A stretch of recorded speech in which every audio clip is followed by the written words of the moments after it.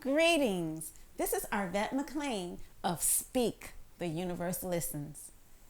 As a very young person, I always felt that I carried the weight of the world on my shoulders, having to make grown-up decisions in order to survive a life marked with physical, sexual, and emotional abuse.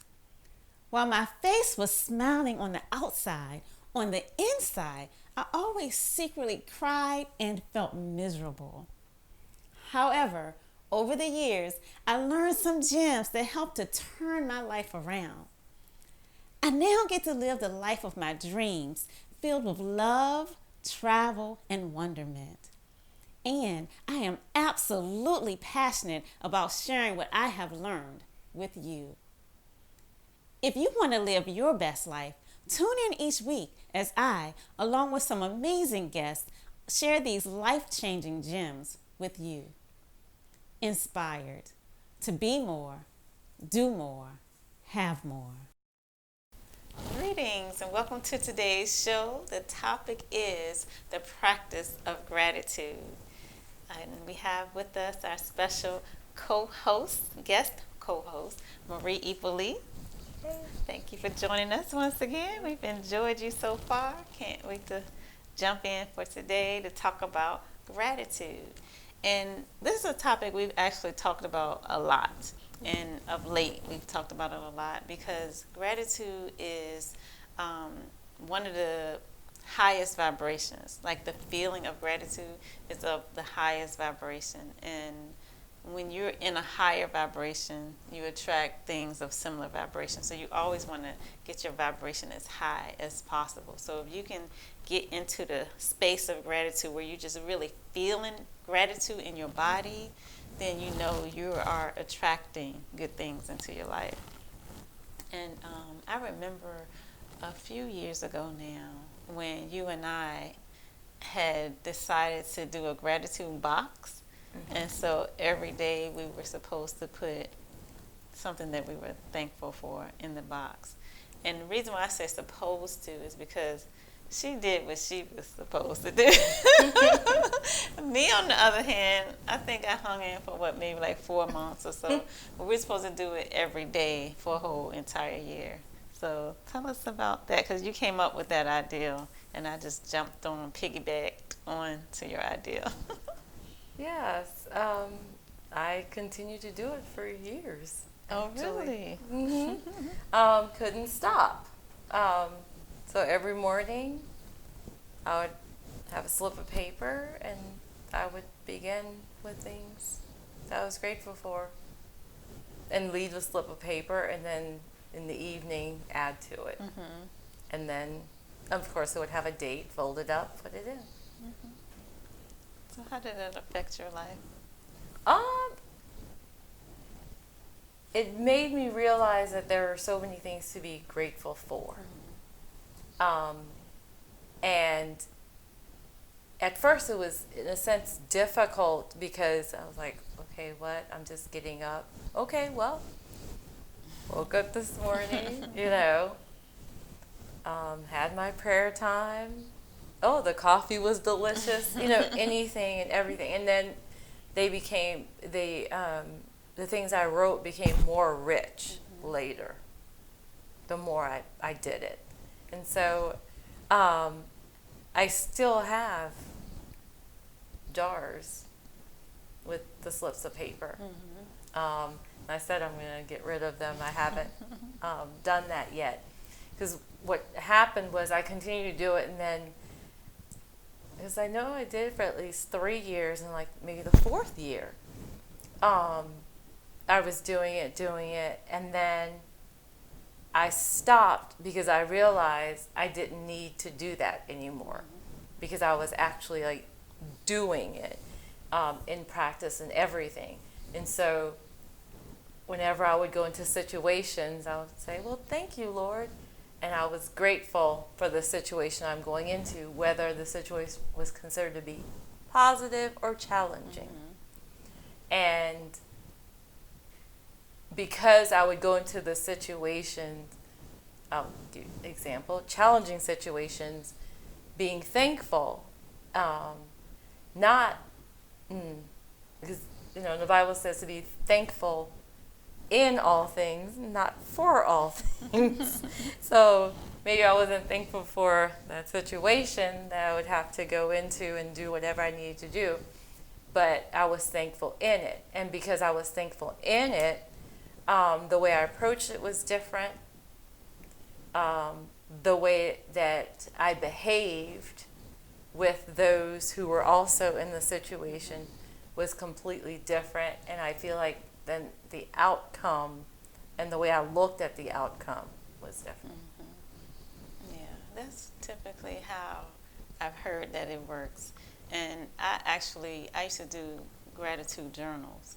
And I started exactly how you started, where at first, I was just like, okay, what am I thankful for? And I'm just putting like the obvious things, not really feeling any emotion attached to it. I'm just saying, okay, I'm thankful for, my house. I'm thankful for my husband. I'm thankful for my friend, and it was just a rote activity. But the more I did it, the more I started feeling what I was thankful for, and actually feeling the feelings and the energy of being thankful and grateful, and it grew. And so rather than it taking me maybe 3 minutes to write in my journal, it would take me like 10, but I would have to put a time limit because it wasn't like I was finished, but I'm like, okay, I can't spend all day writing in a journal, but it kind of took over. And you're right, you do get to a point where you don't have to write it down anymore. It just becomes a part of you. And it reminds me of someone once said that, like, we don't have to keep asking for things like God or the universe or, whoever you subscribe to heard us the first time, right? And they were saying how we actually believe we have more faith in, say, the Domino's pizza person. We make that phone call, it's supposed to be here in 30 minutes or less, and we just trust that it's going to show up. But when it comes to the things that we want, we keep asking and asking and asking. But the thing about it is, it's like oftentimes when we ask, we erase it in the very next moment.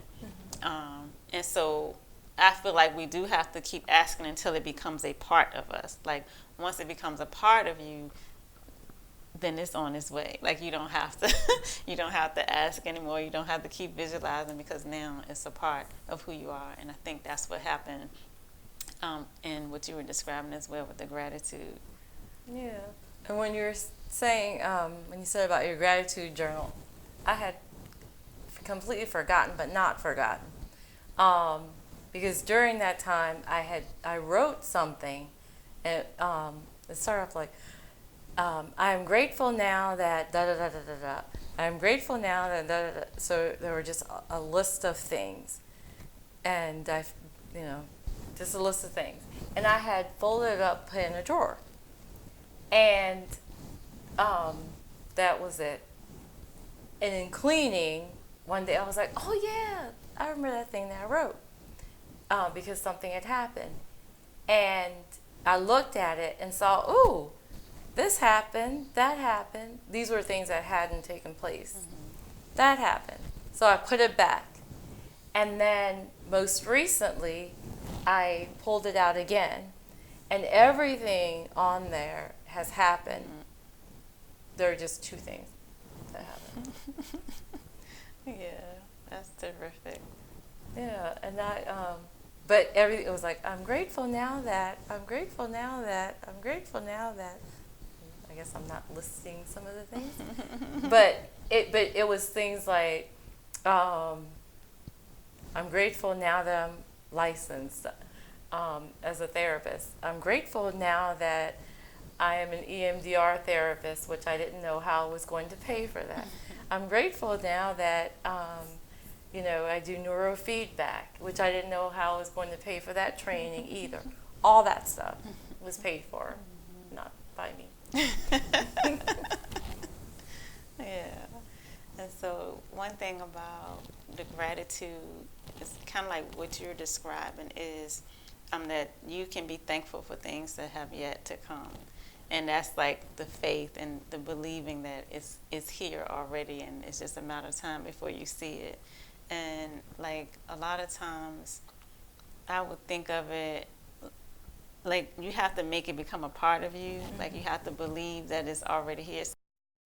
So it's kind of like when you know something is going to happen. For example, let's say if you know you have a birthday party coming up, and the birthday party is this weekend. You believe it's going to happen, and it's really nothing in you that's saying it's not going to happen. And that's kind of how you want to feel about the things that are to come, right? Like you know it's coming, and so you can already be thankful for it. So you can already feel the feelings of gratitude, because the feeling of gratitude is the signature of things having already happened. And so you want to make sure you are in that feeling, and then it will draw to you the things that you want. Okay. I've talked a little bit before about the gratitude letter, and I really enjoyed doing the gratitude letter. And I think I ended up doing, I want to say I did 2, but I did at least 1 gratitude letter, and I had like immediate success with it. But I just recently was teaching a class, and I talked about the gratitude letter as one of the tools that people can use. And one of the people actually had this great story of something that happened as they used the gratitude letter. And so she actually, long story short, had worked at this company for a number of years, a good company. They treat her terrific, pay her a really good salary. And then there were new people coming on board. And so she's seeing all the resumes and everything come across her desk. But what she also sees is the pay rate. And she's seeing that these people are coming in at a higher rate than she's at. And she's just like, what the heck? And so the first thing she did was, first she actually did a focus wheel. And but then she actually stepped back and was like, gratitude. So she wrote the gratitude letter, like everything that she's thankful for as it relates to that job. And she was like, she's thankful that they've treated her well, and she's been getting a good salary. She's been afforded to live the kind of lifestyle that she loves living. So then just coming at it from a place of that before going to talk to her supervisor about getting this raise. And but before she had written the letter, she had approached the supervisor.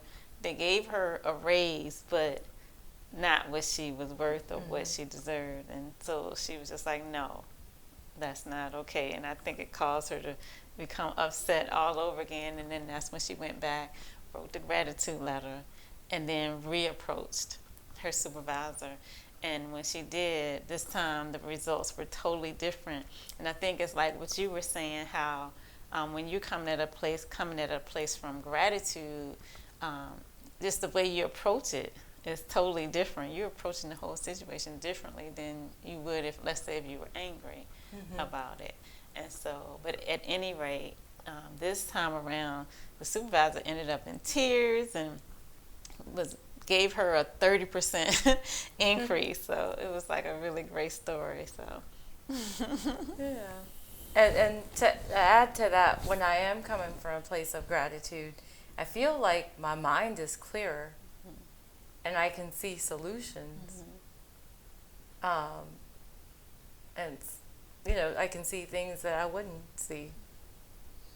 Yeah, that's good. So I like the idea of writing "I am grateful for blank" and just making a list and then tucking it away. And do you know how long it had been tucked away before you pulled it back out? It had been since I wrote it in 2005. Oh, okay. Yeah. 2005. And then years later, and then most recently, I looked at it again. Okay. So you wanted to do EMDR since 2005? I wrote that too. I did not know what it was, really. I just know that I'd heard about it, and people were saying stuff, and I was like, ooh, I want to do that. And then even with the neurofeedback, I I knew about it because I had met some people, and there were some people who were doing it. Did I really know about it? I mean, I knew what they were telling me and what my mind was telling me, but I didn't really understand it. I knew that it worked from what I saw and from what they said and from the clients they had, used it. But to me, it was like, oh, there are these two things, and they just seem so interesting. And people are saying that they work. I need to know them. And then I looked it up and looked at training costs and stuff, and I was like, oh, all right. And I really did think that at some point I'm going to have to figure out how to pay for it and how to save up and everything else. But the way that things ended up working, I didn't. Yeah. And that's how it works. Like, you don't have to know the how, any of that. All you have to know is what you want and be on the same vibration with it. And like I said, gratitude is one of the highest vibrations. And so if you can be on the vibration, most people know what that feels like in their body. And so if you can just make yourself manufacture that feeling in your body on a daily basis, eventually it's going to become second nature anyway. So the more you can, even if you're just spending 3 minutes a day practicing feeling gratitude, is eventually going to kind of take you over, and you'll feel it on a day-to-day basis. So how would you encourage someone who has a very difficult time finding something to be grateful about, especially someone who maybe, like right now in this time period, is going through what they would consider to be a very challenging time in their lives? Yeah, so actually, I wouldn't encourage anything different than what I've already said. So I know that for me, when I first started hearing about gratitude journals and things like that, I didn't really get it. I didn't understand the reason. But a lot of times, I'll just do things anyway. Like, if Oprah said it, then it's worth a try. So Oprah was one of the first people I heard talking about the power of it, as well as Tony Robbins. And so Oprah did the actual gratitude journal, and Tony Robbins, he would do it out loud. And so he would say, I'm so grateful blank. So I'm so grateful that I have my health. I'm so grateful that I have my house. But when he does it, he's doing it from a feeling place. And so I like that practice better. Like, I did really enjoy the journaling and things like that, but a lot of times I'm out moving about, and so it's easier for me to just say it out loud, and I'll just be like, I'm so grateful for whatever it is, and I'm really allowing myself to feel it. And I think that for people who are not in the space of feeling grateful, because I wasn't when I started, I would just say just start. And like I said, it may be 2 minutes of okay, so I'm thankful for and I literally was like that, what am I thankful for? And it almost made me feel worse in the beginning, because I'm like, there's got to be more stuff than this that I'm grateful for. I'm not feeling what Oprah is feeling, but I persisted. And so I would say possibly just maybe commit to a week and commit to doing it every day for a week. And like I said, it might just be 2 or 3 minutes worth of stuff. But, and I know sometimes when you're in a down and out place, it's hard to reach and make yourself feel good. But the truth is, we can manufacture whatever emotion we want. And so even though we might not feel like manufacturing it, we really can. And so we want to crawl out of a space of, sadness, depression, darkness, all those things. We have to be proactive and take these steps. And so a step is to dig in and make yourself feel the feeling. and then just go ahead and write it down. And when you're writing it, feel how you feel. I'm trying to think of something that you probably could be thankful for. But I know when you're in a space like that, it's like, I don't know. I don't even know if I'm thankful to be alive, you know. But hopefully there are people in your life or people who have been in your life who may not be present at the moment, but you can be thankful that you had ever crossed paths with them. So I guess start from there. Yeah, so any other comments on this topic? I just think that being grateful is just a wonderful way to start your day and to end your day. Yeah, I can concur with that. And I'm grateful that you have been here with us for the past 3 weeks. And I'm grateful that you are my very best friend. Oh, well, thank you. I am grateful that you're my very best friend, too. Being here for the past 3 weeks has been wonderful. Good, I'm glad you enjoyed it. And challenging. No, just, you got that. No. All right, thank you guys for watching today, and make sure you think of ways to be grateful every day, because again, you want to raise that vibration and keep it at a high level, and then you'll be able to just attract everything that's good to you. So until next time, this is our bet. Bye.